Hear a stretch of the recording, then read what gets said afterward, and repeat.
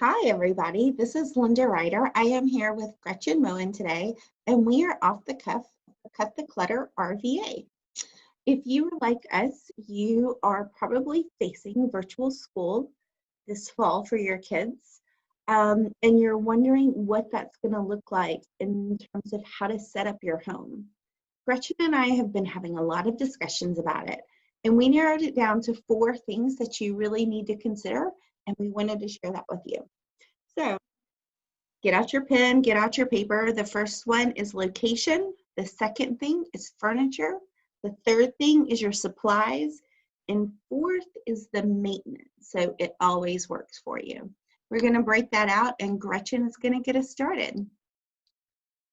So thank you. So Linda, as Linda said, location is the first consideration. So what we mean by that is, where are your kids going to kind of park themselves during their virtual school, right? When they're doing their meetings and so forth and doing their work, etc. So there are really 5 things here that we've kind of broken it down to.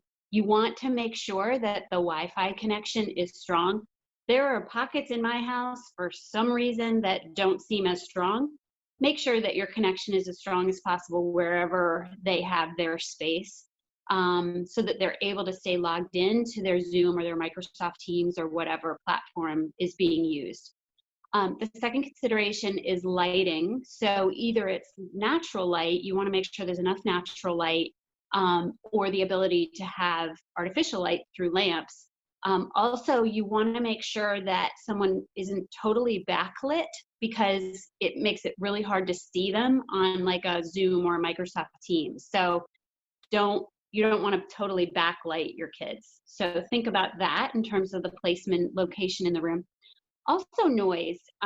Is there the ability to close a door to block out the noise? Can you situate them in an area that's not as high traffic for distractions kind of coming in and out? And related to that is the fourth thing, and that's minimizing distractions. If it's possible to set them up in an area that's separate from where their toys and their bedroom are, fabulous. We know that that's not always possible. So if they need to be, let's say, in their playroom or in their bedroom, try to designate like a corner or a specific space so that they can kind of focus while they're doing their schoolwork. And then the last thing here is, if you have multiple kids, which many people do, trying to situate them in the same room. Think about, like Linda was thinking about for her kids, okay, I don't necessarily want them sitting necessarily side by side, because if they're both on their Microsoft Teams, then there could be interference in terms of noise just for the 2 of them.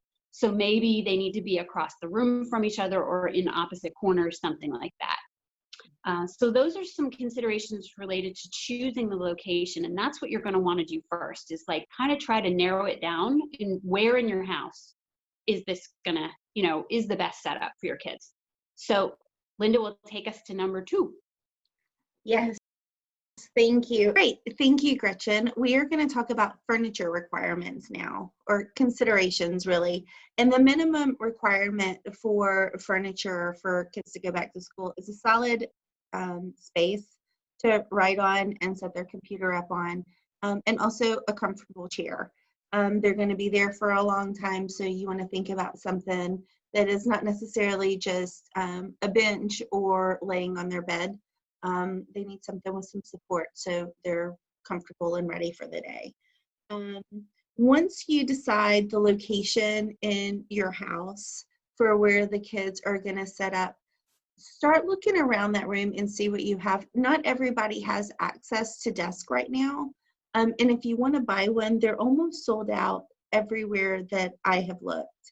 So this is a really great time to repurpose other things that you have in your home, whether that is your dining room table, whether it's a card table or a folding table, something like that.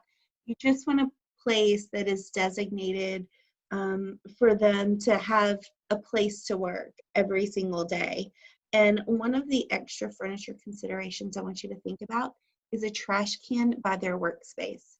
And I know that sounds silly and a little OCD, but that's okay.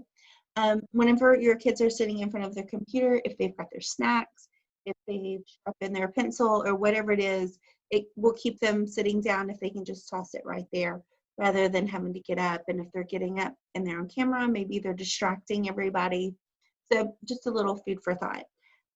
After furniture considerations, we are going to talk supplies. Mrs. Moen. Yes. So supplies. So what you want to do, and do this before, ideally before you go shopping for any new supplies.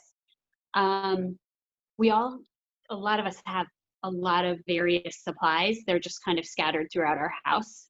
If you're like me, they're definitely in a few different locations. So we have kind of 3 steps for supplies. The first is sorting and categorizing. So what we recommend is that you engage the whole family, definitely the kids, and have everybody go and do a scavenger hunt and find those supplies, right? So some of them may be in bedrooms, some of them may be in playroom, in the kitchen, different places, but gather all the school supplies in one place and you're going to sort them. So all the scissors together, the crayons, the pencils, the markers, the highlighters, the paper, sort those out and do it on a surface like a dining room or a kitchen table if you can, to save your back. Doing it on the floor can be painful. The older that you get, the more painful it is. So you've got all of that sorted, and then you can really look at step 2, which is purging and rehoming. So you can decide at that point what you need to keep. If you have 15 pairs of scissors and 2 children, maybe you don't need all of those scissors. So for in that example, you might be able to donate some scissors. We are all about trying to kind of give to other charities. So what you're going to want to do is look at the supply list for the school year and bump up that with what you have once you've sorted everything, and see what you need and see what you could possibly donate. There are a lot of great charities and organizations doing school supply drives for kids who need extra supplies. So if you have new supplies, think about gathering those and looking into a drive to donate those.